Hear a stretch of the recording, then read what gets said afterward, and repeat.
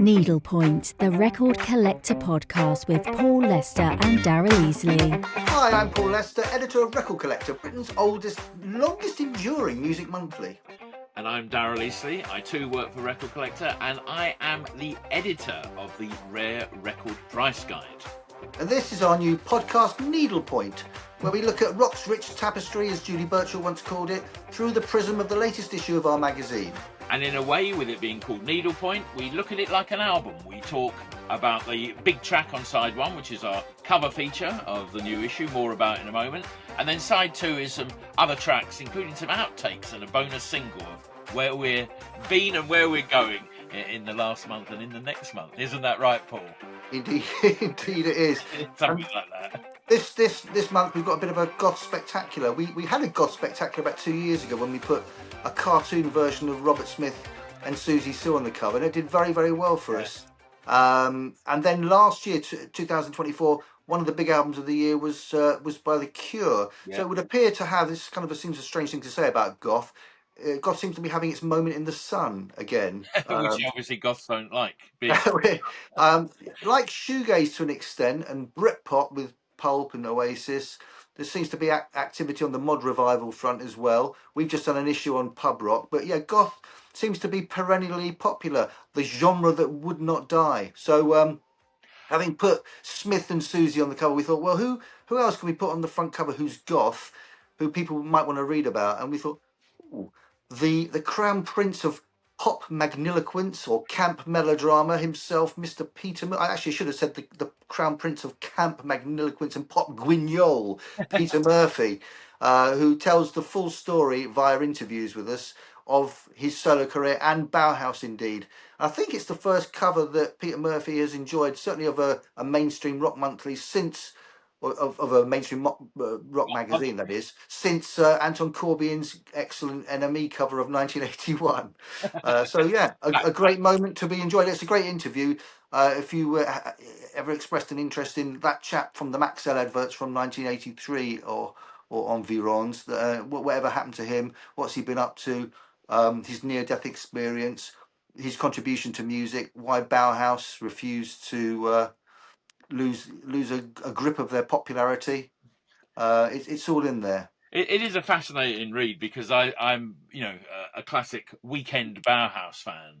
I have 3 records by them, and of course you can guess what the first one is, because any self-respecting anybody will have the original Bela Lugosi's Dead, Conrad Veidt on the B-side there. Would you say that was the very first Goth single? Well, there's debates, isn't there? I mean, people like to include Joy Division's work in Goth now, don't they? Oh yeah, remember them? Yeah, yes, exactly. Yeah, Joy Division were entirely lacking in camp, weren't they? That's one of the brilliant things about them. Yeah. So in a way, they are progenitors of Goth, but in a way, they're a completely different lineage. Yes, I think so. And of course, you've got you see, the early Cure stuff I don't think of as Goth. I think they moved into, or what became known as Goth. I think this sort of laid, almost by being a parody, in its way, because the lyrics, are, all of that. But the whole mood it creates. I think. Well, yeah, it sort of, it does. It creates a virtue out of its deathly seriousness. And then I joined late. I got The Sky's Gone Out, which I loved, the double album edition. And then, of course, Happy with the Greatest Hits. There it was, the posthumous release of Bauhaus. So, with, of course, the slightly redundant, I always think this, when you've got, includes, gatefold booklet where it's just 4 pictures. You think, okay, don't get me wrong. And there it is. I got the limited numbered edition as well, and which you'll find in the discography. So the question is, you're showing us all that stuff from sort of circa 80, 81, 82. Yeah. Are the people that are interested in Goth in 2025, are they the original, the Goth OGs, or are they a new generation of people that have become attracted to this music via their parents, older brothers and sisters or whatnot?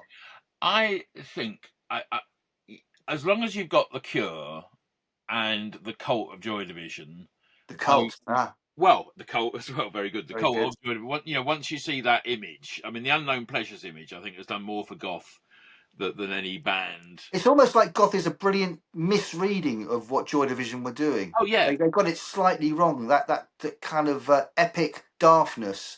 was not a Joy Division thing at all. That they introduced that element almost wantonly, but with a disregard for what the original statement was. I'm sounding really pretentious now, so back over to you, No, Daryl. Paul, please go on. I'm enjoying it. The Leonard Sachs of catalogue writing.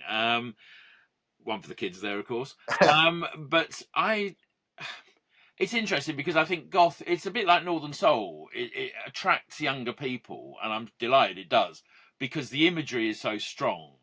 And then the personalities, which you don't have in Northern Soul. Northern Soul is the whole thing, and the dancing and the lifestyle that people go to, obviously, which is a huge part of goth. But then you look at those people, Susie in her pomp, Smith in his pomp, Murphy, looking like that. I mean, that draw me a pop star. It's a brilliant image, isn't it? Yeah, it's a great. Actually, I have to say, it's a great cover, even though we say so ourselves. But I mean, that's the sort of thing. If we said to our daughters when they were 4, "Draw me a pop star," it would probably not look too dissimilar to that, And that's why I think goth is so strong, because it brings people in. And then when you hear the goth greatest hits, they are quite irresistible. And you listen to There are tunes there. So Peter Murphy, the front man for Bauhaus, is he a post Bowie archetype, or is he son of Ian Curtis? What is he? Where does he come from? Well, And where is he going? it is a really fascinating read, and I think what Jeremy's done in it is really 3-dimensional writing, because I think people do sort of see, because of the Maxell advert, for those who remember, or of course, probably Bauhaus are one of the most seen goth bands because of their performance in The Hunger. That opening sequence is like, probably one of the best adverts for a group ever, because they look brilliant. They're in that cage. You got Bowie being vampiric in the audience and Deneuve around and all that. It's like, wow, what an advert. But Murphy almost picked up Bowie's baton and ran with it, didn't he? In one direction. Obviously Bowie's career, it veers off into all sorts of possible futures. Yeah, but he took one version of the future and turned it into a career. Well, see also big in America as well, aren't they? Murphy and Bauhaus, I think, bigger over there in a way than they are over here. Because latterly, they're a classic. What an underground band. Came around the time of college radio.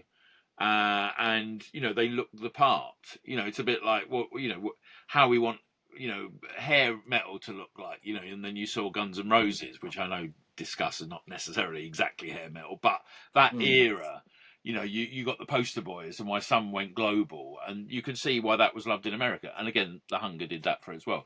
It's a very long-lasting genre as well, because it emerges in the wake of punk. It becomes one of the things that happened after what punk did next. One of the avenues was punk, post-punk. One was oi, but one was positive punk. The Southern Death Cult, et al.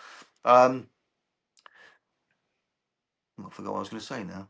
Well, I was enjoying it as it was. I mean, no, I think goth was an interesting thing because it didn't start being called goth until. Well, that's right. That's what I was going to say. Actually, yeah. I mean, it emerges in 80-81, and actually, goth is still bubbling under in the mid 80s in the wake of the emergence of the Mission and the Sisters of Mercy. I think, and it's still happening then. It picked up. We used to write about it all the time at Melody Maker while Enemy were trying to find the latest hip hop act to lionize, which is great.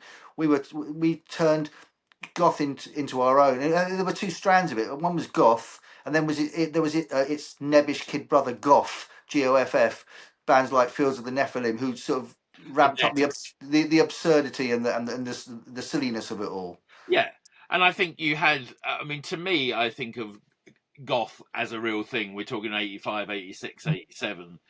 Almost at the crowning point where the Sisters did the Jim Steinman album. So you had Eldritch appearing on everywhere in his white suit, looking like a sort of struck off solicitor or something who'd been in the Colony Club all day, coming out singing with Patricia Morrison, walking behind him singing Dominion and all of that. You had the Mission doing their thing, obviously very much the man like the devil who fell from God's hand and went off from the Sisters to form the Mission. Then you had All About Eve, so you had goths represented on telly, and then by which that famous All About Eve Top of the Pops performance. She couldn't hear. She was meant to mime it, wasn't she? And she didn't either. Chose not to or forgot. No, she couldn't hear the track. I think she couldn't hear the track. There was some reason, but you got that, and then goth had a back catalogue, and I think it was that time where people then started thinking, okay, we'll bring those with us, and looked at their influences and said, okay, this is, proto-goth, goth. I mean, I never once heard growing up, when I was 14, 15, 16, late 70s, early 80s, the term, maybe I could be proved wrong, but I never heard it being applied to Joy Division. I never heard it being applied at the time to The Cure. But it's one of those appellations that nobody wants to. It's a party that no one wants to belong to. Like Britpop, everyone refuses, and shoegaze. But no, actually, they've lost a lot of their negative anti-lustre, these appellations, and actually people are now starting to embrace them a little bit more. Shoegaze is not a dirty word anymore. Slow dive and the groups like that. They're actually having a more bigger audiences now than they had at the time. Britpop was a really a swear word, a cuss word, back in the early 90s. But now, we can use the term indiscriminately. It's become a positive. Well, I think that's a fascinating thing, because you were writing then. You were in the ivory tower of the big four. Well, I'm one of the 7 people that claimed the coining of the term Britpop, along with Steve Lamacq, Simon Williams, and all the other ones, David Quantick. Yeah. And I was working, out in record shops at that time, and I saw sort of 32 different stores selling Britpop, and everyone being really enthused about it up in, the West Midlands and the Northwest, and it was a real thing. And people, we didn't have that existential angst about what we should call the next thing, and is this cool, is this not cool? It was just being bought and absorbed. And I think that, there was definitely that moment, like in any genre, if you like, jumping the shark, to use that parlance, where suddenly you look at a band and you think, good Lord, this is not anything like this, how this genre started or what we want it to be. I don't think it's about, I think people tend to see them as negatives, having genre names, but actually I think they're good things. I think why wouldn't you want to be called Goth? Goth is a badge of honor, isn't it? I think it is now. I mean, people love it. You play a few goth numbers out. I mean, I tell you, the thing is, it's always those people. It's the people who are always sort of 5 years younger than you, or 6 years younger than you, where you lived through something as an adult, if you like. It's like, it must be like people who listen to jazz funk or new romantic stuff, who were like in their 25, 26 at the time. It's a bit like, oh right, well, it's music for other people sort of thing. But you play it now, and it's everyone who's about 10 years younger. You put on something like She Sells Sanctuary, or Dominion, or Lucretia My Reflection, or Bella, or something like that, and people go absolutely wild. I mean, properly wild. It's like playing the Stones, a wedding where suddenly all the men come up and think they're Mick Jagger again, and they sit back down again for the rest of the night until the gentleman comes on later. It is funny, because I remember being at student union discos in the mid-80s, and all the music that now is ascribed to sort of one individual's bedroom bound, fey, wilting. These were this was the music, as you just suggested, that got people on the dance floor. The Sisters and the Mission, but the Smiths, New Order. These were the party bands. Oh yeah, no, for sure. And I think it is fascinating, and I think what you see in the breadth of work that Murphy did on his own and with Bauhaus, and what all the others did. I mean, Tones on Tail, were enormous elsewhere. Love and Rockets. I mean, they became talk about big in the States. Yeah, American sensation. I mean, they used to come out. We had like 2 copies of each record, and they'd possibly sell, or they wouldn't. In America, they were like top 10. And what about here's the crucial question: which of the original Goth records is now worth serious money? Well, I mean, I think you can look at quite a few of those early pressings. I mean, anything. Bauhaus, not ridiculous money. They're nice and solid. You can get a few 70, 100 quid things there. I mean, early Cure stuff, if you've got some limited Cure stuff, that really can sort of shoot up. And Susie, not so much. But I mean, I think, early Sisters stuff will always be good. I think you can look at some prices there that are nice and tasty. We did a Goth selling top 10, didn't we, in the issue a few years ago? And I think it's a lot of those early, the sort of kitchen table sort of things they produced, because it was, I say kitchen table. I always remember hearing, bands sitting there getting their younger brothers to press the sleeves and to do all those sort of things. I mean, if you look at Sisters, that Damage Done EP on Merciful, the first one's £500. And the original Alice, there's a promo box set of 12 inches is, you can see up to about £1,000. Well, so Goth officially worth more today than it ever was. Yeah, I mean, I think there's because it's sort of, the interest continues. I think that's what you find with all the genres where the money is made, is just how, it needs to perpetuate, sort of dead-ending cul-de-sac genres, unless someone then comes and says, the latest sensation says, well, I really do love, things like Z, that the sort of the Creole sort of thing, that beat that was so prevalent, the Latin thing in the early 80s, at the moment sort of can't get arrested. But all you need is someone to say, oh my God, have you heard Coyote Monday, Mino Popeye? And then, go on. No, and then off we go. It's that sort of thing, really. Well, I wonder if the stentorian booming vocals and the sense of, as I said earlier, camp melodrama, people generally wield the term influential a lot about everybody. But have these bands been influential? I'm trying to think if there's a goth sounding series of bands today. And is there a sort of subcultural series of tribes in the way that there was in all those glorious people wandering into the Batcave in 1983? Are there Batcave style clubs in 2025? I wonder.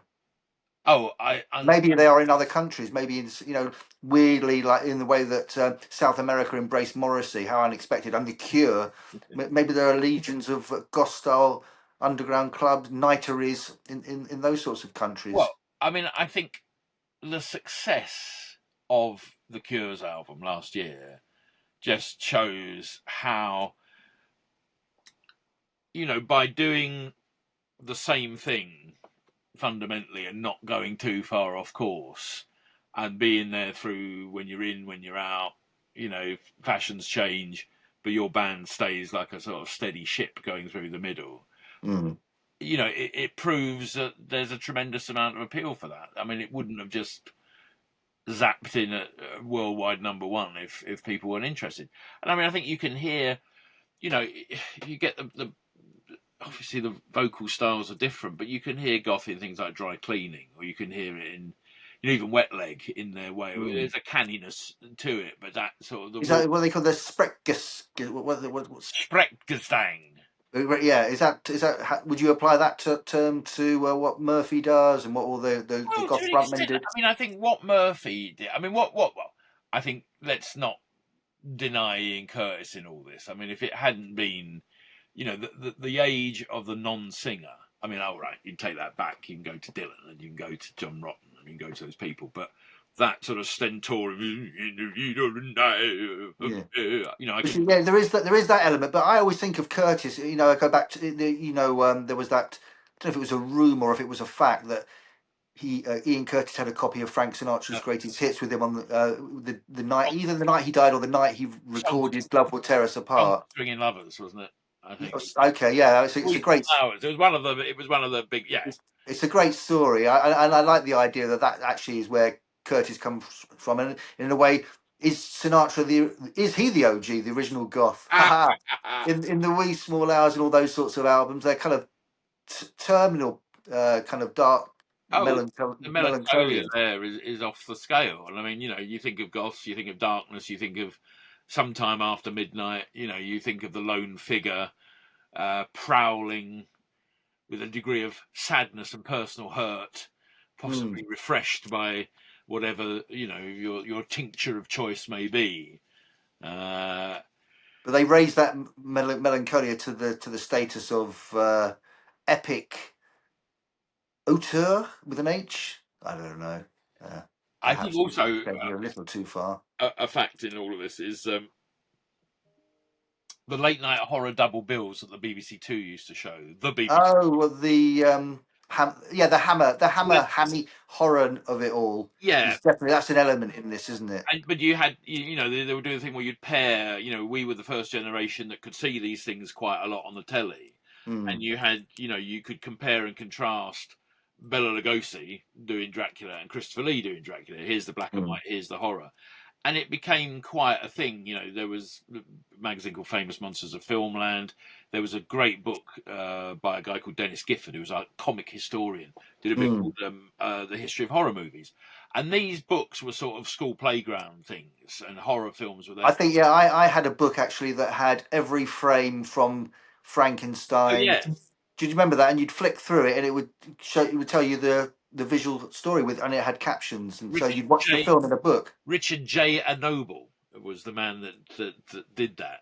Right. Okay. In my next and I think there's that thing of people. I would say men. It is usually men, but of a certain age, we were all sort of captivated by that. And you had Young Frankenstein, and you had that sort of lingua franca of horror coming back. Well, actually, shout out to the ladies as well, because to be fair, this is a very female centric genre, isn't it? It's one of the great things about it, and obviously Cathy Unsworth has written a book about it, and a lot of the music writers in the 80s and 90s who wrote about this scene, the Anne and Mary Scanlons, the writer and photographer team, they adored this whole scene. It was an opportunity to really get stuck into a subculture that had real genuine popularity and meaning. Because you had Susie. I mean, I think that the Susie, and I think Kate Bush has elements of goth. Yeah, that period. But these really, really strong female role models that appeared that weren't just there to be the B-hatch for the the dressing, the window dressing. And I think that is why, and I couldn't agree more. I think the horror film thing as well, Elsa Lanchester in The Bride of Frankenstein. I mean, if you want to look at varieties of witch and vampire and Dracula's daughter and things like that, all goth in the 30s and 40s, all fed in. And I think that's why it's so fascinating when you go down in all the layers of it. And I think Murphy, flirting with vampirism. I mean, that's very cool now. All of that side of things, the other world, the 40 in Time, one of our sisters' magazines. Looking at all that, the other, and you're right, and all the last 10 or 15 years worth of vampire movies. Yeah, with Robert Dudar. What's his name? Robert Dudar. Robert Patterson. Robert Patterson Dudar. Yes, no, absolutely. All of these things are there because vampires, are sexy, and I think that's the other thing with goth. There's this tremendous sort of sexual element to it that's just part of it. That's some groups were very explicit with it, but I think in the main it's just sort of hinted at, but not in a sort of R&B. Hey baby, let's grind. There's just this sort of implicit sexuality in male and female, and the gender blurring as well. And I think that's another reason why it's so popular. And of course, then we go back to David B. And we come back to Peter M. Because initially he was seen like Gary Newman, taking one aspect of Bowie's career and then times it by 400. Amping it up, yes. But, Ziggy Stardust.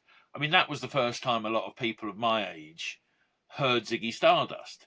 We knew David Bowie, we were sort of conscious enough for David. Bowie was for the older brothers, wasn't he? 5 years before, whereas actually the Murphys and the people of that generation were more on our level. Yeah, and I think the thing is, though, we knew Bowie really well because of Ashes to Ashes and Boys Keep Swinging, and he was a personality, and he had these brilliant, he was almost like an adjunct to New Romantics when a lot of kids of my age were listening to him. I mean, obviously, I had Young America. I loved, Darling, but I wouldn't I? But I mean, so hearing Ziggy, it wasn't well known. It wasn't like Space Oddity or Changes or something you heard quite a lot. So you saw Bauhaus doing it, and it was like, oh, okay. And there's some great images actually in this feature from the Ziggy Stardust video. Yes, yeah, fantastic. Oh, it's a great. So there we are. That's side one. That's our big main track. But what? Yes, we kind of really done that one to death. No pun intended. Hey, very Aha. good. Peter Murphy, and oddly, not the only Peter in the magazine. No, but We've just got before you not leave, one, but two further great Peters in pop. it's a triple Pete. It's a triple Pete spectacular. Peter Doherty, Peter, 6-page RC interview by the great Simon Goddard, there he is. author of books on David Bowie. Yes. Great piece, great Um, um, in-depth um, chat, all about the life and times of Doherty. yeah. And if that wasn't enough Pete action, we've got a great profile on Peter Tosh Oh, Toshi. by Rich Davenport with a pretty hefty discography appended. Well, it's lovely to welcome back Lawrence Kane Honeysett, a long-term contributor to the magazine, one of the most knowledgeable reggae heads in the whole country, very instrumental in Trojan Records, Rebirth and everything, and one of the sweetest men you'll ever meet. He's back on the discography as well. Look at that, 2 pages of Pete. We've got 2 pages of the Peter Tosh discography. We've also got a potential 6 pages of Peter Murphy discography. 4 of the pages appear in the magazine. But there's an opportunity at the end of the feature and the end of the discography on Bauhaus Peter Murphy to use one of those QR codes. the QR code. You hold up your phone. The QR code gives you access to 2 further pages of Bauhaus Murphy discography online. Yes. So it's an interesting test case to see who likes the what are they called again? QR codes. Obviously, to see if the QR code is an attraction for our readers. I dare say they would. I sincerely hope it is. And I think the great thing, why we love the magazine we work for. But I mean, with Pete Tosh, I call him Pete. It's like I knew him well. And Peter Doherty, it's like these are artists that you sort of know, enough about, but not maybe the whole lot. And again, you read this, you get a brilliant overview, really good interviews. Rich Davenport is a great writer. I think Simon Goddard is definitely a great writer. And I think also in the magazine, we go from Pete's to Steve's, don't call him Steve, but Jeremy Allen again, Stephen Wilson. A fascinating feature because he is and we've interviewed him several times before. But he used to be formerly my next door neighbour, sort of my next door neighbour in Hemel Hempstead. He's now moved to North London. What a traitor! He's deserted us. There you are. Yeah, that's a great piece. I mean, he's had lots of pieces written about him. He's the busiest man in pop, isn't he? Mr. 5.1 remix. Oh yeah. But Jeremy manages to tease out interesting new things. Well, I mean, I did about the new album. I did the RC interview, on about 2 or 3 years ago. But yeah. He's one of these people, Steve Wilson, who knows. He knows music backwards. He knows what he likes. He's got encyclopedic knowledge. And he's got those ears, you can hear him, he is able to bring out, when I say he brings out the things he likes in mixes, but there are, when those records were so compressed in the 70s, there were so many things going on. I mean, you just think of a Yes record. You don't just have Chris Squire in the background go boom, boom, boom, boom. All of that had to be brought down. So he's really good at sort of extracting the juice, if you will. And look it's an unusual character because he's one of the few people who's ever been a front man, but also a backroom boy. Yes. He's actually that's why he's a big fan of 10cc, as am I. Well, they were 4 behind scenes session musicians with Neil Sedaka, but they were the 4 great frontmen: Lol Cream on the mic, Dean and I, Eric Stewart on the mic, I'm Not in Love, Graham Goulburn on the mic for Dreadlock Holiday. And actually, their best singer was Kevin Godley. But there's a reason why Stephen is a big fan of them. Actually, he likes we've got the same record collections. I mean, he even loves Manson. The 90s band. I went to his house once to have a whole conversation about the greatness of Manson for a little sidebar. Yeah, but the lovely thing I like about Stephen is he's always. If you say it's like when I did my Slade book. Yeah, he read it and he said, right, it's, I've gone off now to listen to it all, because it, it made me listen to it in a new way. And I think it's that thing, he's open to, new musics, and that's how we all survive, because if we didn't listen to new music, where would we be? I note also in this fabulous edition that we're off to New York this time. Yes. For our 45s. Yeah, it was really hard to whittle it down to 45 great records that come out of New York, especially as we cover the 5 boroughs, don't we? We could probably have got away with doing just Brooklyn, just Manhattan, just Staten Island, and I'm forgetting the names of all the 5 boroughs, the Bronx. Queens. Oh, we done probably Queens? Queens. We could have probably just done each of those genres one at a time over the course of a year. But we had to choose 45 from New York in general, and as you can imagine, it's an incredible list of 45s that we lionize. Everybody from Dion on the Belmonts and Bob Dylan to blonde redhead Lana Del Rey and all points in between. Lots Say of she. Oh, yeah, I mean, say from Chic to say she. I mean, Chic obviously had to be in there, as did Sugar Hill Gang. But there's punks, there's CBGB stuff, there's yeah. Studio 54 stuff. Amazing list, and it's Jeremy Allen again. So he did the Peter Murphy cover story. He did the 45 New York 45s, and he does the Stephen Wilson I know, feature. it's quite amazing. It's that But the way. drinks are on him. It's that way where people suddenly have 3 films coming out. They might have all been made at completely different times. And Yes, that's right. Yeah, because some of these things are held over. I also want to mention just Kerry Meniere, 33 and a third minutes with Kerry Meniere from Gentle Giant. I had the incredible pleasure of speaking to Kerry, one of the most loveliest men in the world of pop or prog or whatever you'd like to say, but just an absolute gentleman. And a really formative album of my youth. It is down there somewhere. Gentle Giant live playing The Fool is back out. And, Gentle Giant are one of those bands that always seem a step too far for many. It's a bit like, So is it the connoisseurs prog band of choice? Well, yeah, in a way, but then that have a The listen. extreme are they the extreme prog band? Well, they're not extreme. I mean, I think that's the thing. I think there's a lot of myths about them. I'm trying to find. There it is. The brand new edition of Playing the Fool, live Playing the Fool. I bought that for my 11th birthday because it was a $3.99 bargain double. And I just loved their name. And I used to read a magazine called Sounds, and a writer called Phil Sutcliffe, still around, one of the great writers, used to just eulogise about them. And you realise when you're older, there was probably only about 3 writers in the world that liked Gentle Giant. I mean, there was someone talking, they played the Kursaal in Southend, and it wasn't full, so they were that sort of group, but they were loved by those that loved them. So I bought that, and I just fell in love with it because it was just so weird. And of course, they came out of Simon Dupree and the Big Sound, who were a pop psych band. Yeah, Kites, but they actually started as an R&B soul review. So if you think of it, Gentle Giant, I think Gentle Giant play prog like a R&B soul band playing prog.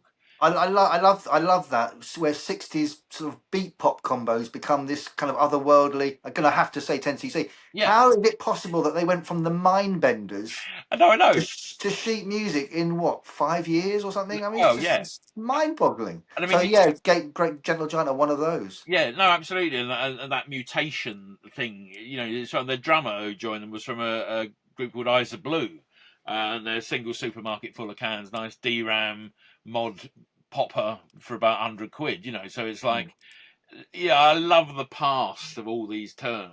Well, I do. I'd love someone to come along with a slide rule or some measuring device to see if we can quantify who travelled the furthest. Was it Bowie from Laughing Gnome to Ziggy, or was it Gentle Giant in their Simon Dupree guys, or was it actually Mr. Groovy Kind of Love from that to Hospital Song in 5 years? I mean, who went further from record to record?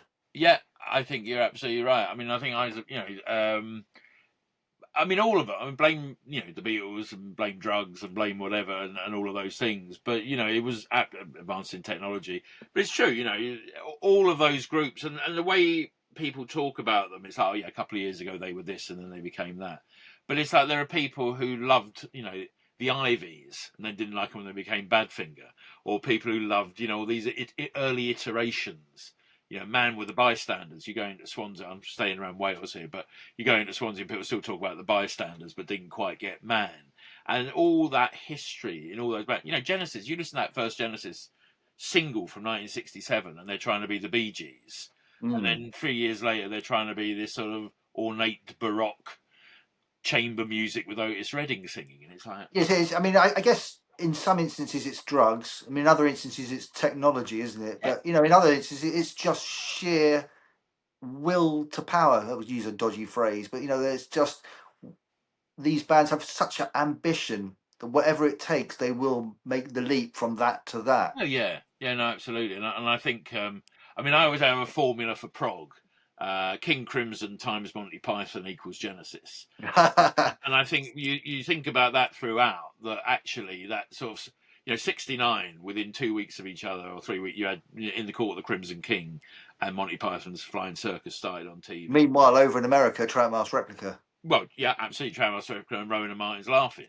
So I mean, you had I think this mixture of the Well, absurd. Monty Python and the Mothers of Invention could be the sort of the twin elements that produce some of the daft and more excessive prog. Yeah, and Monty Python, King Crimson, equal Genesis. Anyway, moving on. What a great magazine we got, Paul. The magazine, lots of interviews, not just in the interview pages, but even on the reviews pages. We've got Pulp, and Jarvis Cocker talks about the new Pulp album. There's a conversation with Sparks Of course, about is back. yeah. Talking about their new album Mad, which is out. Is it out today or next week? It's very soon. I know It's that. out imminently. Actually, at the time of recording this podcast, Ron and Russ were on Breakfast TV, and it's still great to see them. You know, they still feel like not subversive. It's like a strange intervention. You know, they just look crazy, but in the best possible way. So status quo as well. So loads of interviews, loads of access to the stars, loads of assessments of records going on in the latest issue. We've also been busy. You know, we don't just put the magazine out and then go home to bed, do we? You know, we sometimes even go to pop concerts. What have you been up to, Paul? Who have you seen? Funny you should ask me. I went to one, but it's a bit of a disappointing one because they were probably my favourite band of the 90s and early noughties, and even sort of. You know, I haven't been to that many pop stars' houses, I suppose, but I spent the week at Wayne Coyne of Flaming Lips' house when I went to do an in-depth feature on them, because I absolutely loved them, circa Clouds Taste Metallic and Soft Bulletin and Yoshimi, and I think I'd like to think I was slightly instrumental in sort of pushing those records into the mainstream by featuring them really prominently in a magazine I used to work at. And when it came to the albums of the year, I contrived to make Soft Bulletin and Yoshimi consecutively the albums of their respective years. But anyway, love the Lips, love the Zyreka and the boombox experiments and all the things that they did. And the concerts were always wild and wacky, but reclaiming those words from Critical Hell. But I went to see them at the Brixton Academy about a week and a half ago, 2 weeks ago, and a little bit disappointing. It should have felt like a lap of honour or something like that. But there was a lot of chit chat between the. And I love Wayne.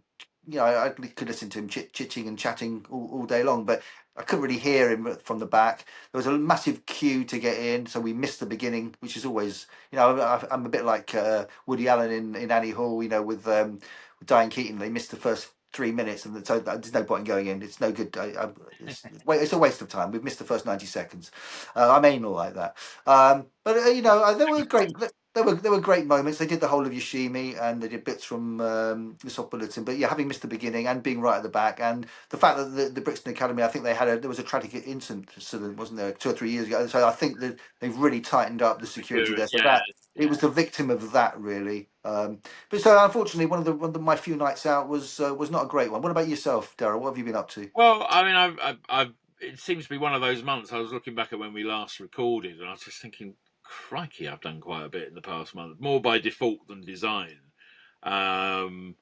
We speak of Monty Python. I went to see the 50th anniversary of Monty Python and the Holy Grail at the cinema because it still stands up, most of it. I mean, it's not that their TV series certainly doesn't now, but I think the bits in that which are funny are still very funny. The Cave of Kaya Bannock and Brother Maynard with the Holy Hand Grenade still makes me chortle.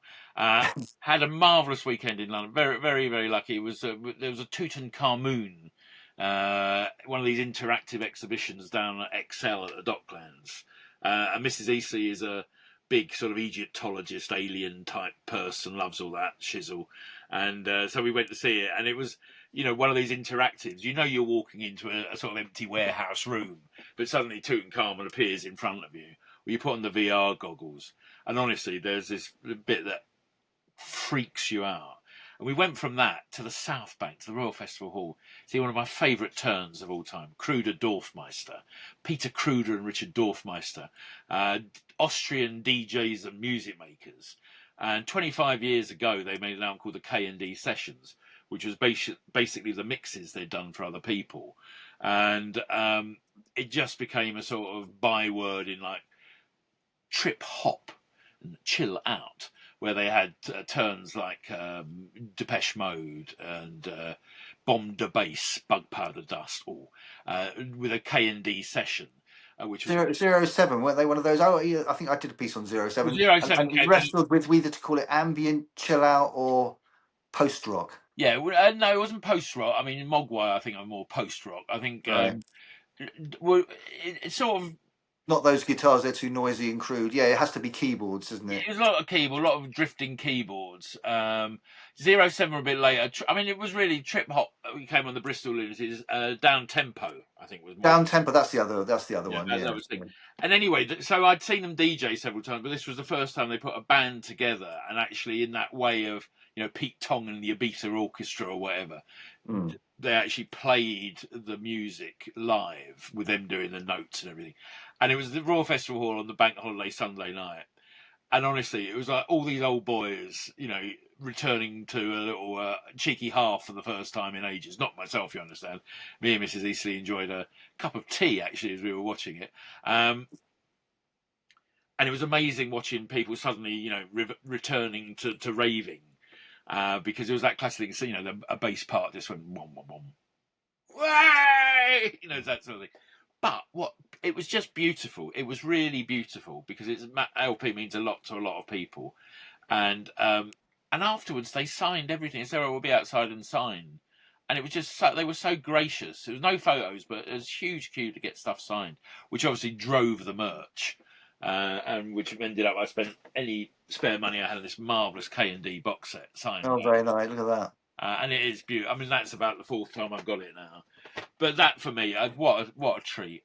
And just very quickly, locally, there's a thing called the Dixon Sessions in a local theatre near here.